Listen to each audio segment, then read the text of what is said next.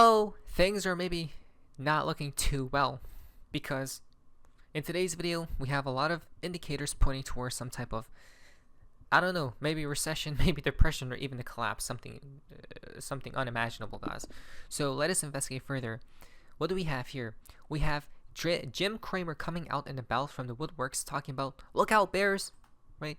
Watch out. He posted this, he tweeted out this picture saying, I'll find you, right? And everyone down in the comments below, guys, are like, no, why did he tweet this, guys, right? Uh-oh, it's over. The bull market is officially dead, guys. Look at all these bearish calls, or because Elon Musk did say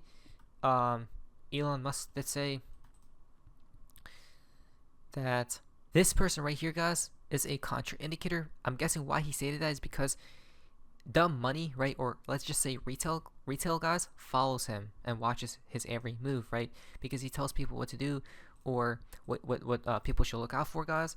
And this is why he's a contraindicator. So if he's saying look out, bears, maybe the bears are coming out in full swing, in full force, sooner rather than later. My belief is we still go higher as of right now, guys, okay? But there's something definitely sinister brewing behind the scenes the public doesn't know right now. The reason being is because breaking, Warren Buffett's Berkshire Hathaway cuts its investment in Apple by 13% in Q1 2024. This is the second straight quarter that he has reduced his stake in Apple, guys, and it's game over. Why?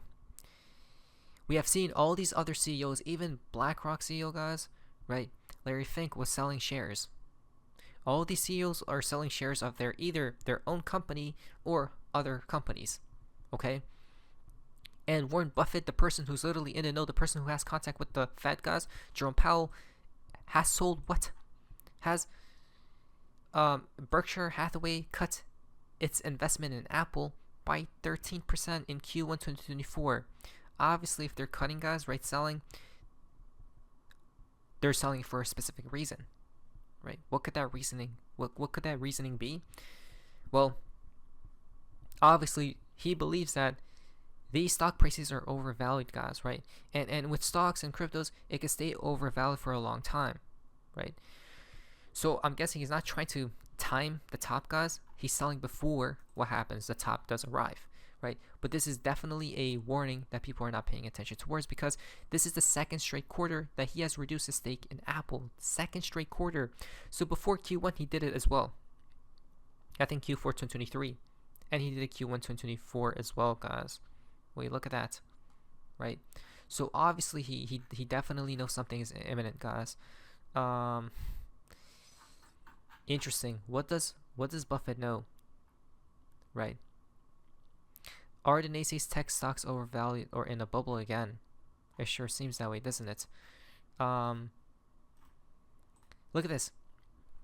Now Elon Musk says to Warren Buffett, hey, you should take a position in Tesla after it was reported that 13% of Buffett's Apple position was sold, right? And Elon Musk is telling Warren Buffett, you should buy up Tesla, right? Invest into Tesla. But we know for a fact Warren Buffett isn't dumb and isn't going to do that. Why? Because it gets even crazier. Please like today's video, guys, because remember, we're trying to stay ahead of the curve, and these are the indicators that we must pay attention towards, because if we don't, then we're going to get hit from left field, right? Justin, Berkshire Hathaway's cash pile reached a new all-time high of $189 billion in Q1 2024. Wait, look at that, right? That's insane. Wait, what? Guys, Berkshire Hathaway's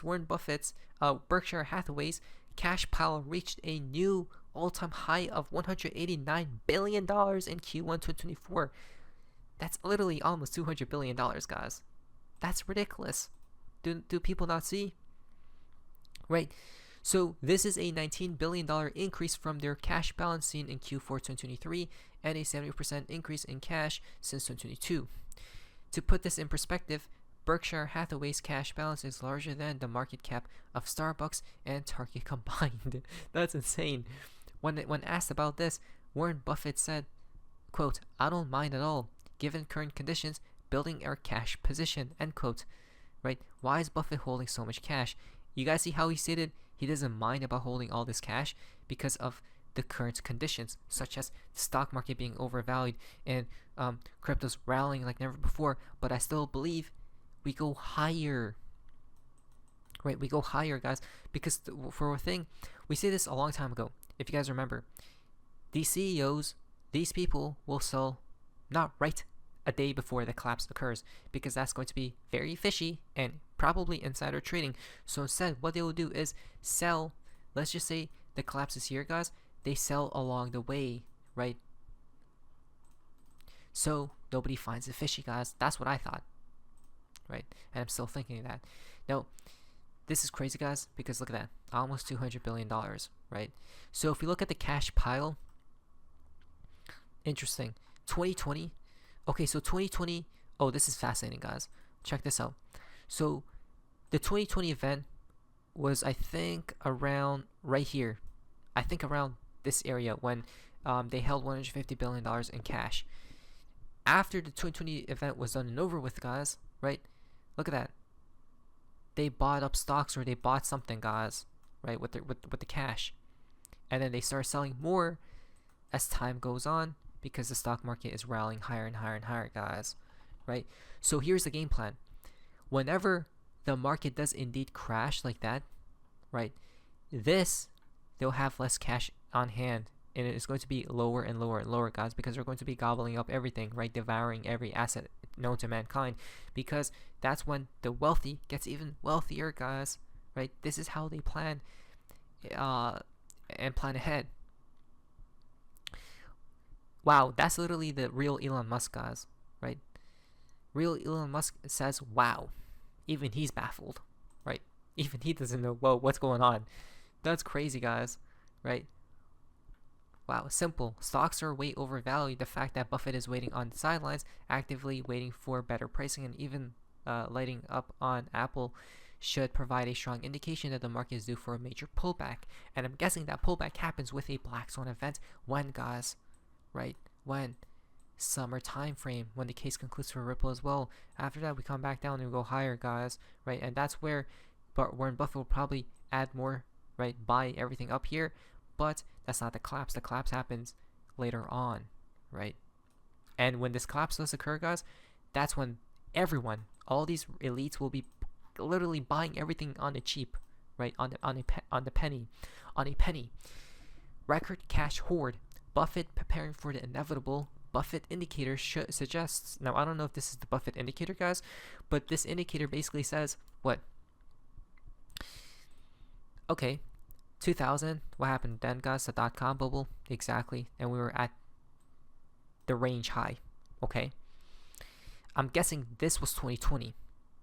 Guess what happened? Range high, right? These are all new all-time highs, and right now we just entered it again. Guys. Wait, look at that, right? So if that doesn't tell us that we must prepare for something even worse, like we haven't even seen it at all, guys, or something bad, something worse is on the horizon, it seems as. So what happens is, I think what happens here is that right, we go higher a bit, guys, but then we come all the way back down, right? We don't take that low, and we still have this uptrend, right? We go higher again, and this part is where it will be the collapse, right? This the highest range where we have never entered before, guys. This part right there, the highest range of them all, right? That's what I'm thinking. But each time we've been up there, guys, something happened right afterwards. Something bad, something negative, something catastrophic, right? Not to mention even Ripple. I think even Chris Larson is suggesting it, guys. He says, quote, I mean, 1,000% optimistic, end quote. Okay, look what he says right here. I mean, I'm 1,000% optimistic. I mean, this is the story of San Francisco, the boom bust, the rebirth. That's part of the creative process, right? So we're kind of. What did he say? The boom, right? The explosion upwards, then the bust, the collapse downwards, and then a rebirth, a new system, right? New things. It's like death and rebirth, guys. Check this out. Setting up for something. I don't know what it is exactly, but I know it's going to be exciting as hell. This is crazy. Pay attention, please. Like the flip side of every, kind of bust. The bust might be commercial real estate downtown. Okay, bad for real estate investors. That's good news for like any new business that wants to start or any new. Look at that, guys. Real estate, everything. Something is incoming, it seems as, which will take the markets down, and we probably go higher because the Federal Reserve will print their way out of this misery. The misery that's coming, right? But then he says, once it's all done and over with, look what he says right here. Or any new retail idea or entertainment idea or housing idea. It's just laying the field for all the creativity that exists here. Idea, or that's good news for like any new business that wants to start or any new retail idea or entertainment idea or housing idea. It's just laying the field for all the creativity that exists here, which will just, I mean, it will just rush in, and you'll wake up one day and it'll be like, you know, we'll be at the height of the boom again, right? So these things happen pretty quickly. It's a small city. It doesn't take much really to change the equation. And then throw in something like AI. I mean, we have to recognize the AI thing kind of overnight. It just exploded. It's all right here. The tens of billions that are going into that. And that's just on the development. Look at that, a new system altogether, guys. We got AI, we got cryptocurrencies, right? The system needs to change for banks as well. Swift has to go, or it needs to upgrade and update. So a reboot will occur, basically. It's guaranteed. I don't know when that'll happen, maybe in a few years. But we're going to take advantage of that opportunity. And we already are with cryptocurrencies. Development of it, and maybe on the safety rails of it. And think about all the derivatives that will come, the second order derivatives from that. In a small city like San Francisco, place could be like the most creative, busy place on the planet by next summer. I mean, it literally can go that way. So I just have no doubt in my mind on that. This is going to turn out another chapter. There we go, right? So things are looking splendid, but in the shorter time frame, guys, I don't know, right? In the shorter time frame,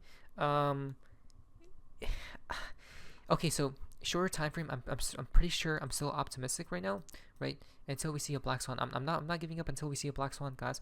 These charts show top 10 weight in S&P 500, and it's what concentrated, guys, right? The stock market is concentrated. Last time it happened in 2020, look what happened to the stock market, right? We plummeted, guys. The black swan event occurred, right? At the highs, even 2000 right here. Look at that, right? 2008. So something's definitely incoming, but I hope we go higher first, right? Even at the peak of 2000, the 2000 bubble right here, guys, the weight of the top 10 stocks did not break above 30% of the index. Right now, we're heading towards a 40%, right? But I still think we have some time, guys, before the collapse, because the collapse points towards, as we see right here, 2006. Where is it? Not 2006, but 2026, guys, right here. Right, so I'm ready to take advantage and to keep going higher until something happens, guys. But let us prepare, because we're traveling through uncharted waters right now. Now, beneath your device, there we go. What do you say, Sophie? See you.